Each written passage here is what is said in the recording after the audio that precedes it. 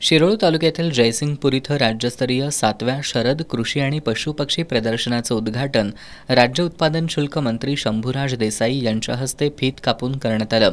यावेळी आमदार राजेंद्र पाटील यड्रावकर, तहसीलदार अनिल कुमार हेळकर, संजय पाटील यड्रावकर, पोलीस उपअधीक्षक रोहिणी सोळंके, गटविकास अधिकारी शंकर कवितके, सतीश मलमे, सुरेश शहापुरे आदी प्रमुख उपस्थित होते।